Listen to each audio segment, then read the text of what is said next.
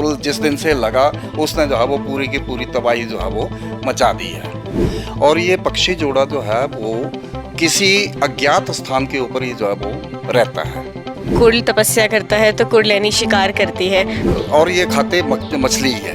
अगर कुरल जो है वो ज़्यादा बरस गया तो कुरलानी जो है वो सूखी भी जाती है। अगर कुरलानी नहीं बरसेंगे तो धान की फसल जो है वो नहीं हो सकती है, ये पक्का है।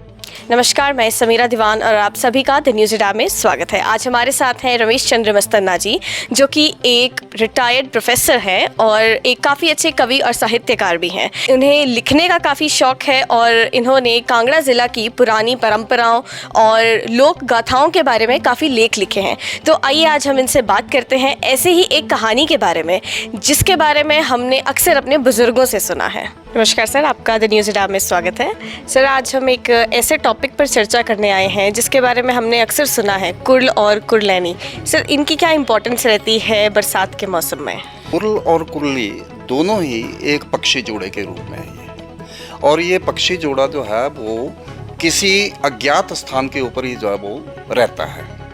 किसी ने इसको जो है वो आज तक शायद ही जो है वो किसी ने देखा हो, लेकिन ये पक्षी जोड़ा जो है वो उन 8 दिनों में 16 दिनों के बीच में जो है वो पहले दिन ये आएगा अज्ञात स्थान से और जो है वो ये तपस्या करने के लिए बैठेगा। ये कुरल बैठेगा तो कुरली जो है वो, और ये खाते मछली है। ब्यास में पहले जो है वो बहुत मछली होती थी, अब वो नरियाना नामक जगह जो है वो सारी आ गई है पौंग डैम में। तो पौंग डैम में होने के कारण अब जो है वो मछली वहाँ पर भी जो है वो काफ़ी होती है। तो इसलिए वो जो है वो मछली का ही जो है वो शिकार करते हैं। और ऐसा माना जाता है कि वो आएंगे और एक जैसे किंगफिशर होता है उस प्रकार जो है वो ये उसकी जो है वो डुबकी लगाते हैं और डुबकी लगा करके जो मछली पकड़ते हैं उसी मछली का जो है वो ये जो है वो सेवन जो है वो करते हैं। तो जब पहले ही दिन रात के समय या बहुत तड़के सुबह जो है वो बहुत बारिश जो है वो लगती है तो लोक मान्यता यही है कि आज जो है वो कुर्ल जो है वो बैठ गया है और कुरली जो है वो जाएगी, वो जो है वो शिकार करेगी और कुर्ल जो है वो तपस्या करता है वो। और ये पक्षी जोड़ा जो है वो कहाँ से आता है कहाँ से नहीं आता है इसके बारे में कोई जो है वो उल्लेख जो है वो कहीं पर भी जो है वो नहीं मिलता है। लेकिन लोगों की मान्यताएं जो है वो इतनी हैं, लोग जो है वो मानते हैं। और ये इस साल भी आपने देख लिया कि कुल जिस दिन से लगा उसने जो है वो पूरी की पूरी तबाही जो है वो मचा दी है। हालांकि ये सारा कुछ जो है वो प्रकृति जो है वो, इसमें हम प्रकृति को दोष नहीं दे सकते हैं। कुदरत जो है वो अपने स्थान के ऊपर ठीक है। हम मानवों ने जो है वो भूल की है, हमने उनके क्षेत्रों को रोका है। जो नदियां हैं उनके पाटों को हमने रोका है, जो मुहाने हैं उनको जो है वो मिट्टी के साथ या गाद के साथ या जो है वो प्लास्टिक कचरे के साथ जो है वो उसको रोका है। और जब वो अपने उसके ऊपर जो है वो अपनी करनी के ऊपर जो है वो कुदरत आई तो उसने जो है वो सारी तबाही जो है वो मचाई है।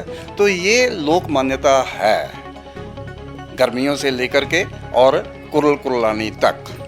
जलबिंबियाँ होती हैं बाद में, ये कुरल के बाद जो है वो कुरलानी के बाद जो है वो जलबिंबियाँ और जलसोक जो है वो लगेंगे, उसमें जो है वो पानी सारा का सारा जो है वो सूखना शुरू हो जाता है।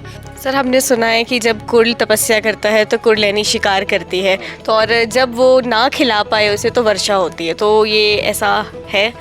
नहीं, मेरा ख्याल मैंने ऐसा नहीं सुना है। तो सर, ये वर्षा किस चीज़ से रिलेटेड है? जब वो तपस्या करती है तब वर्षा? वो बारिश के लिए ही तपस्या करते हैं ताकि खेती बाड़ी करने वाले लोग जो है वो कृषक वर्ग जो है वो उनकी फसल जो है वो खराब ना हो।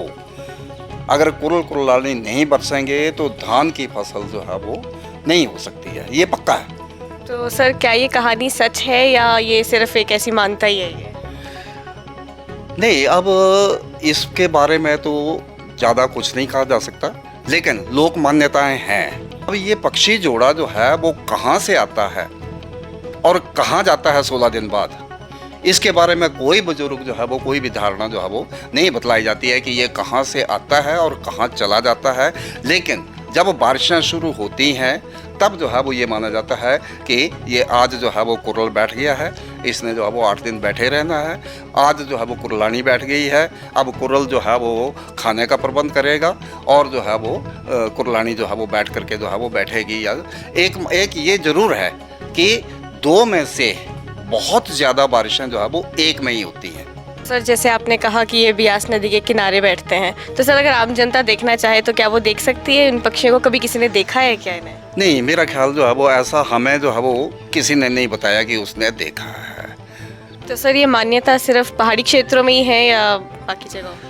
ये वैसे जो है वो डिस्ट्रिक्ट कांगड़ा में ही है मेरे हिसाब से। बाकी क्षेत्रों में जो है वो इतनी ज़्यादा जो है वो कोई बात हमने नहीं सुनी भी नहीं है, और बाकी क्योंकि उधर जो है वो हम घूमे फिरे जरूर हैं, लेकिन इस बारे में जो है वो किसी से ज़्यादा जो है वो बातचीत नहीं हुई है।